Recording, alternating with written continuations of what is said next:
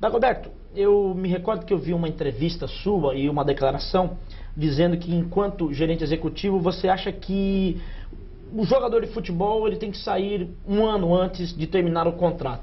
Queria que você explicasse isso. Seria mais uma mentalidade do lado da razão, né? E não da emoção. Sem dúvida. O clube não tem interesse em vender jogador porque ele não vive em função disso. O clube vive em função de títulos e de ter um time competitivo, gerar espetáculo, promover a sua marca, valorizar a sua marca. Mas a situação da maneira como ela está hoje na legislação obriga os clubes a terem que vender o jogador no penúltimo ano de contrato. Porque no último ano de contrato o atleta não quer ser vendido, por mais que haja interesse, por mais que haja uma procura no mercado. Então, essa é a lógica perversa da situação atual, de que você forma um jogador, se obriga a fazer com ele o primeiro contrato de profissional aos 16 e vai perdê-lo aos 20. Dagoberto, eu tenho um contrato com o Santos 5 anos. A partir do 4º ano, se eu fizer um pré-contrato com o Benfica, já era o Santos. 6 meses antes do término do contrato, você pode fazer 6 meses. Não teria parece que ia estar para mudar, para ter um ano, mas são 6 meses. Não, até agora prevalece os 6 meses. Tomara que permaneça nos 6, né? Sem dúvida. Aldinei, eu como santista fico orgulhoso de ter no Santos um diretor tão competente como o Dagoberto. Roberto da Pompeia faz aqui a colocação. Muito obrigado, Roberto. E, Dagoberto, além da parceria, né, com a nova patrocinadora ali de produtos, eletrônicos, né? Existe a possibilidade de uma outra parceria? Roseli da Pompeia pergunta. Com certeza, nós estamos trabalhando nesse sentido para patrocínio na manga. Mas estamos buscando uma marca que seja compatível com a grandeza do Santos e com a grandeza da marca internacional Panasonic. Eu ouvi falar aí que a empresa do Antônio Hermílio poderia ser esse patrocinador, mas parece que houve uma confusão. Eles queriam era comprar um camarote no Santos, é isso? Não temos nada ainda. Eu acho que vocês vão ter surpresa breve. Legal, tomara. Realmente é muito bacana que o Santos consiga acertar aí com grandes marcas na sua camisa. Aliás, ficou muito legal o logotipo, que até às vezes de longa distância parece mais o branco do Santos, fica mais bonito. Legal. Dagoberto, produtos licenciados, como é que funciona? Por exemplo, nós temos aqui lojas, né, que vendem a marca Santos Futebol Clube. E essas lojas pagam royalty para o Santos? Como é que é essa fiscalização? Aí é um produto oficial e não aquele pirateado, como falamos ainda há pouco. Não, essa é uma propriedade de marca que está sendo cada vez mais incentivada pelo clube, porque gera uma receita interessante. Tá? O que é importante é que você tenha que policiar um pouco sobre isso, ver quais os controles que você tem em relação à venda que é feita. Nós temos uma empresa que controla todo esse processo e presta contas para o Santos Futebol Clube, e nós estamos procurando cada vez mais aumentar essa quantidade de produtos licenciados para poder atender e transformar exatamente o nosso torcedor num cliente consumidor. Legal. Cliente consumidor. Eu sou fã do Fabinho número 5. Dificilmente eu encontro a camisa número 5 numa loja de esportes. Esse é um trabalho de marketing da empresa, ou seja, vou vender a 7 no Santos porque o Robinho é o ídolo, vou vender a 12 no São Paulo porque o Falcão é ídolo, bom, o Tevez no Corinthians é a 10. É mais do material esportivo de vender a maior quantidade daquele número, porque é difícil encontrar número 3, número 2, número 5 no mercado. Tudo é uma questão de demanda, né? Na verdade, a grande demanda que existe por camisas é geralmente no Santos Futebol Clube, o caso da camisa 10 é a camisa 7. E o fornecedor vai criar uma política em função dessa demanda. A partir do momento que você pegar houver muita demanda por outro tipo de camisa, outra numeração de camisa, com certeza o fornecedor vai abastecer as lojas nesse sentido. Dagoberto, eu sei disso, né? Você não precisa falar que você foi uma das grandes pessoas que conseguiu fazer com que o Santos mudasse uma política. O Santos, na primeira gestão do Marcelo Teixeira, até porque o mercado estava inflacionado, ele precisava montar um time, gastou muito dinheiro, e hoje o Santos ainda está sofrendo e conseguindo acertar essas dificuldades. E hoje não, hoje o Santos, se fosse contar do Campeonato Brasileiro 2002 para cá, o Santos estaria com certeza em dia, assim como o Botafogo lá com o Bebeto de Freitas, na nova gestão, no novo trabalho, na nova filosofia.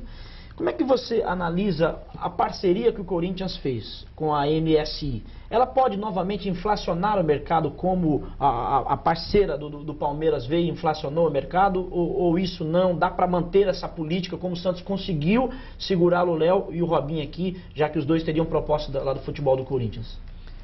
Existe a possibilidade de inflacionar o mercado, sim, mas o Santos vai trabalhar e vai trilhar dentro da sua política, que é a nossa política interna, de não ficar comprometendo despesas sem a contrapartida das receitas. Hoje o Santos é gerido dentro da sua capacidade de caixa, de forma que você consegue pagar salários em dias. Eu acho que para você ser campeão, você tem que ter muito trabalho, muita competência e salário em dia. Então, um clube só é campeão dentro do campo se for campeão fora dele.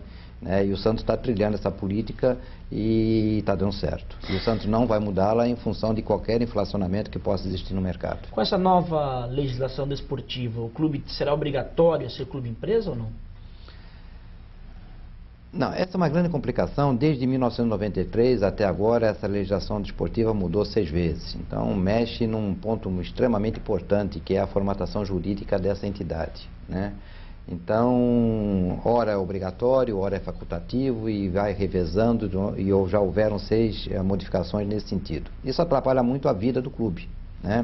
A atual legislação é uma legislação que diz o seguinte, que você tem a faculdade de se associar da maneira que você queira, mas num outro artigo diz o seguinte, aquela associação que não se transformar numa sociedade empresária com fins lucrativos, ela será penalizada para fins tributários como se fosse uma sociedade em comum. Quer dizer, ela de uma certa forma faculta e no outro artigo ela obriga. Então as modificações que nós estamos fazendo na legislação vai de uma certa forma consagrar de que a transformação do clube em empresa é absolutamente facultativa. Dagoberto, na nova política, o prefeito agora tem a lei de responsabilidade fiscal. Então ele tem que deixar ali a sua cota certinho para o próximo prefeito. E o clube de futebol a gente sabe que não é assim. Às vezes o presidente sai e deixa pepino para o outro presidente. Nessa nova legislação vai ter essa cobrança maior com o dirigente? Sem dúvida. Eu acho que a grande diferença que existe, eu particularmente, até um paradoxo, eu ser um consultor de empresas e dizer que não há necessidade do clube se transformar em empresa. Hoje eu tenho uma visão muito clara que o clube tem que ter uma gestão empresarial e não necessariamente uma empresa. Porque quando você fala que um clube é empresa, você remete a um outro conceito que é o conceito da propriedade. Eu imagino que o clube de futebol pertence a uma comunidade e não a um proprietário. O conceito de se transformar o clube em clube-empresa, ele passa fundamentalmente em função das parcerias. Porque quando entra um parceiro em capital, ele obrigatoriamente ele só quer pegar um pedaço do clube, que é o pedaço lucrativo. Então ele não está interessado com a parte recreativa, qualquer outra atividade que não seja os esportes olímpicos. Ele quer mexer na parte do futebol. Então você destaca o futebol daquela entidade que é uma associação sem fins lucrativos e constitui uma sociedade empresária com fins lucrativos. Como o parceiro vai pôr capital, ele quer remunerar esse capital. Então ele tem uma participação em cotas ou participação acionária dentro dessa empresa para que ele possa ter o retorno desse capital investido. Então, mudar de uma associação para uma sociedade depende muito da existência de uma parceria.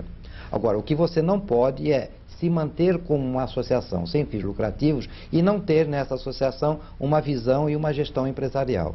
Essa sim ela é fundamental. E nesse sentido, a legislação fez um gol de placa quando ela obrigou que mesmo as associações deveriam ter seus balanços auditados e publicados, para dar maior transparência. Aí sim você já está obrigando o clube a criar uma gestão profissional em função disso. Essa aula do Dagoberto Fernando Santos aqui na Tri TV. Para fechar o programa, Dagoberto, o Zé Carlos da Ponta da Praia faz uma pergunta a respeito do Robinho. Ele sendo uma atração do Santos e uma atração do Brasil inteiro, porque ele é o melhor jogador do futebol brasileiro, se existe a possibilidade do Santos aumentar a sua cota. Foi exatamente nessa linha que nós exploramos, não exatamente pelo fato de o Santos ter o Robinho, mas o fato de o Santos ter uma maior exposição na mídia, E é exatamente por esse sentido que nós brigamos junto ao Clube dos 13 e conseguimos um ganho bastante significativo de uma cota que era de 10 milhões para uma cota de 18 milhões. É o que eu volto a dizer, eu até estava conversando outro dia com o diretor da Globo, e ele me comentava o seguinte: olha, pede para o teu técnico não tirar o Robinho do time, porque quando tira o Robinho do time cai 20% no meu Ibope. Isso significa o quê? Que o Santos é assistido por aquele que não é torcedor do Santos, mas que gosta de espetáculo. De novo, quer dizer, a força do futebol é a força dos ídolos. Quanto mais tempo nós preservarmos o ídolo no Brasil, maior é o nosso futebol. Sem dúvida. Dagoberto, muito obrigado pela aula, muito obrigado pela participação, foi muito legal o Esporte em Dois Toques contigo.